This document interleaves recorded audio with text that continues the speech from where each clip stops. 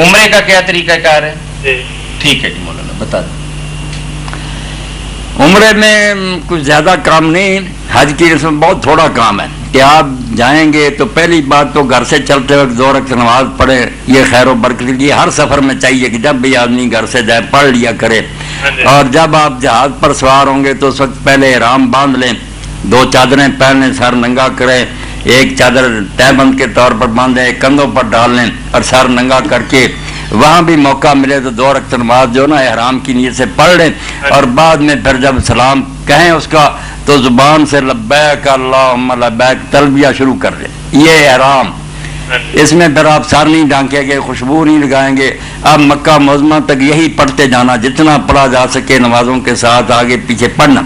جب مکہ معظمہ جائیں تو پہلا کام کرنے کا طواف کعبہ،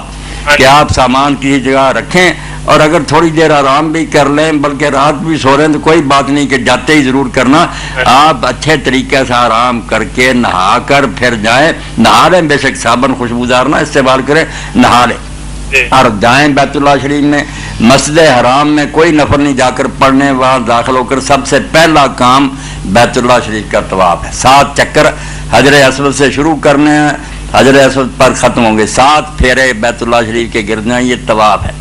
وہاں جو ہے نا حجر اسود کے سامنے صرف اللہ اکبر آپ نے کہنا، یا زیادہ سے زیادہ بسم اللہ اللہ اکبر، اس کے علاوہ لمبا چوڑا جو پڑھنے کے لیے لکھتے ہیں نا نیتیں وغیرہ وہ کوئی نہیں کرنی، اللہ اکبر کہیں جیسے نماز کے لیے کہتے ہیں یا بسم اللہ اللہ اکبر، بس اس کے سامنے یہ کہہ کر شروع کر دیں۔ طواف کے دوران میں کوئی ایسا ذکر نہیں جو آپ کے لیے ضرور یاد کرنا ضروری ہو۔ ایک دعا جو عام یاد ہے جو آپ سے ثابت بھی ہے کہ جب 3 دیواریں ختم ہو جائیں اور ایک دیوار رہ جائے گا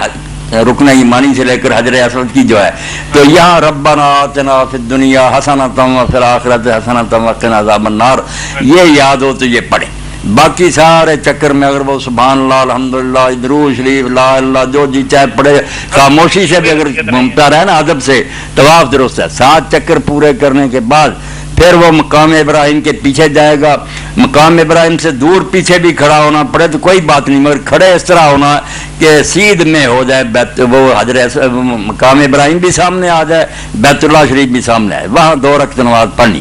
یہ 7 چکر اور 2 رکعتیں جب پڑھ لی یہ ہو گیا طواف۔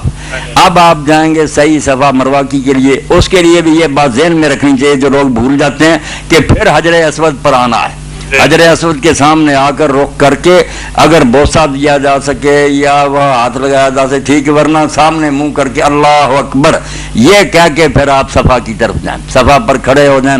دعائیں کریں۔ وہ جو دعائیں ثابت ہیں وہ تو یہ کہ 3 بار آپ کہیں اللہ اکبر اللہ اکبر اللہ اکبر، اور کہیں دوڑنا ضروری ہے، دوڑنا ضروری ہے نہیں، دوڑنا ضروری نہیں، مگر جو دوڑ سکتے ہیں ان کے لیے جو سبز ہے نا ستون ان کے درمیان ذرا تیز چلنا چاہیے، عورتیں نہیں مردوں کو تیز تیز چلنا چاہیے، بھاگنا نہیں۔ تو یہ 7 چکر لگانے، اس کے بعد حجامت بنوا لینی، احرام طواف صحیح اور بعد میں حجامت، یہ 4 چیزیں ہیں جس سے عمرہ بنتا۔